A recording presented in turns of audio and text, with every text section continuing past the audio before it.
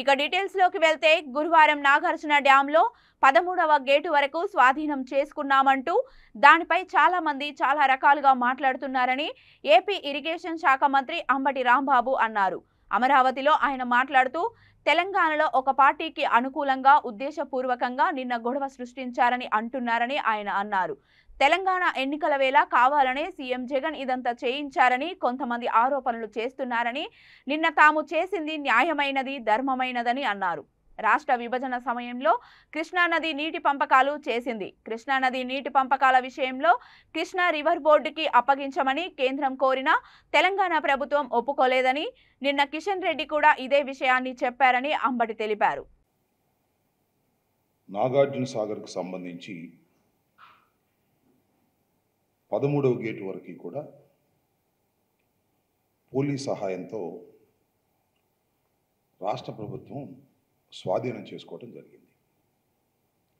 ఈ స్వాధీనం చేసుకోవటాన్ని అనేక మంది అనేక రకాలుగా వ్యాఖ్యానిస్తున్నారు. ఇది తెలంగాణలో జరుగుతున్నటువంటి ఎన్నికల సమయంలో అక్కడ ఏదో ఒక రాజకీయ పార్టీకి సహాయం చేయటం కోసం ఇక్కడ ఉన్నటువంటి రాష్ట్ర ప్రభుత్వం ఈ చర్యకు పాల్పడింది అని, దానివల్ల ఏదో ఒక రాజకీయ పార్టీకి అక్కడ లబ్ధి చేకూరుతుంది అనేటువంటి మాటలు మాట్లాడుతున్నారు. దానితో పాటుగా ఈ చర్య ఆ రోజుని ఎందుకు చేశారు అంటే,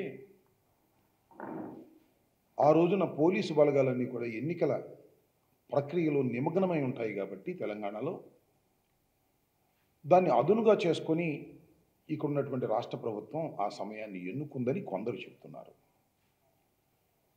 ఇలా కొన్ని పత్రికలు అయితే చాలా చిత్రంగా, ఆంధ్ర రాష్ట్రానికి చెందినటువంటి పత్రికలే సాగర్ మీద దండయాత్ర చేశారు అనేటువంటి మాట మాట్లాడుతున్నారు. అర్ధరాత్రి హల్చల్ చేశారు అనేటువంటి మాట ఆంధ్రజ్యోతిలో రాశారు. నాగార్జున సాగర్ మీద ఘర్షణ అని, దాంతోపాటు ఇప్పుడే ఎందుకు ఈ దండయాత్ర అనేటువంటి మాట. ఈనాళ్ళు రామోజీరావు గారు దండయాత్రట ఇది. ఇంకోటి ఏంటంటే, సాగర్పై ఏపీ పోలీసులు దండయాత్ర చేశారట ఏపీ పోలీసులు. టీ పోలింగ్ ముందు జగన్ హైడ్రామా ఆడాడట. ఎవరు ఇష్టం వచ్చినట్టుగా వాళ్ళు రాస్తున్నారు. కొన్ని టీవీలు వాళ్ళు ఇష్టం వచ్చినట్టుగా కూస్తున్నాయి. కానీ వాస్తవాన్ని ఈ రాష్ట్ర ప్రజలకే కాదు, తెలంగాణ రాష్ట్ర ప్రజలకి, తెలుగు ప్రజలకి వివరించవలసినటువంటి బాధ్యత మాకుంది. మేము నిన్న చేపట్టినటువంటి చర్య చాలా సమంజసమైనది, న్యాయమైనది, ధర్మమైనది. ఎవ్వరూ దాన్ని తప్పు పట్టడానికి వీలైనటువంటి చర్య అనేదాన్ని మీకు నేను చెప్పేటటువంటి ప్రయత్నం చేస్తాను. ఎందుకంటే రకరకాలుగా ఊహాగానాలు చేసేటటువంటి ప్రయత్నం చేస్తున్నారు. మీ అందరికీ తెలుసు, ఆంధ్రప్రదేశ్ రెండుగా విభజించడం జరిగింది. విభజించినప్పుడు కృష్ణా నదీ జలాలను కూడా విభజించడం, కృష్ణా నదిని కూడా విభజించటం, మనకి తెలంగాణ రాష్ట్రానికి మధ్యన ఉన్నటువంటి రెండు ప్రధానమైనటువంటి ప్రాజెక్టులు, ఒకటి నాగార్జున సాగర్, రెండు శ్రీశైలం. ఈ రెండు కూడా ఉమ్మడిగా ఉన్నటువంటి ఆంధ్రప్రదేశ్లో ఉన్న, విడిపోయిన తర్వాత ఉమ్మడి ప్రాజెక్టులుగా ఉన్నాయి.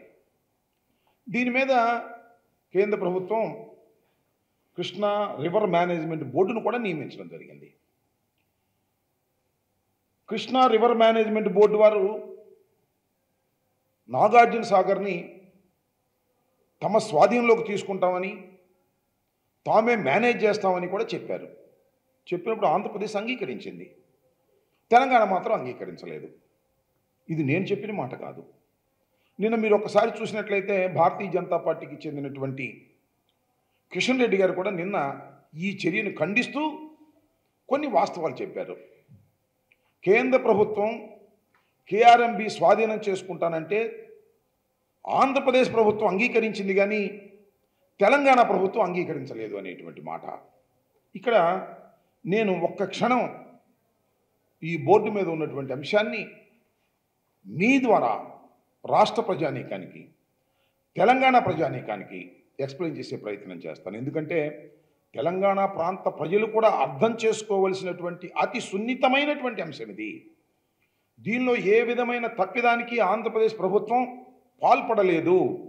తమ హక్కును కాపాడుకునేటటువంటి ప్రయత్నం చేశాము.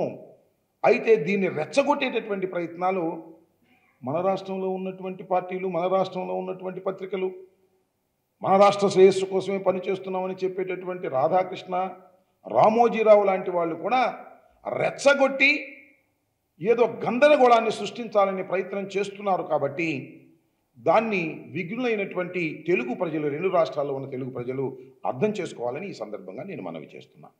మీరు ఒకసారి చూసినట్లయితే, మళ్ళీ వచ్చి ఇక్కడ కూర్చొని చెప్తాను, ఒకసారి చూసినట్లయితే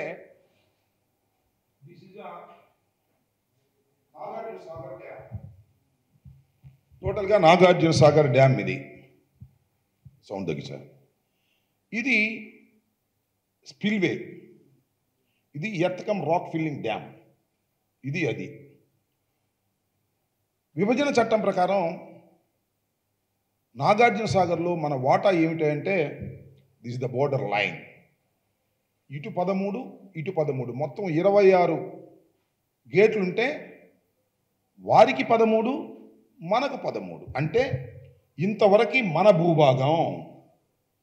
ఇది కెనాల్ ఏంటో తెలుసు కదా మీకు. ఇది ఎన్ఎస్పి కెనాల్, నాగార్జున సాగర్ సంబంధించినటువంటి రైట్ కెనాల్ ఇది. ఈ రైట్ కెనాల్ని మనకు కృష్ణా, గుంటూరు, ప్రకాశం ఉమ్మడి జిల్లాలకు నీరుని మనం అందించేటటువంటి ప్రాంతం ఇది. ఇక్కడ గేట్లు ఎత్తితే ఈ నీరు రిలీజ్ అవుతుంది. వాళ్ళు ఏం చేశారంటే ఈ మొత్తాన్ని వారు ఆక్యుపై చేసుకున్నారు. ఇక్కడ వాకి కూడా ఆక్యుపై చేసుకొని వారే ఈ గేట్లను ఆపరేట్ చేస్తున్నారు.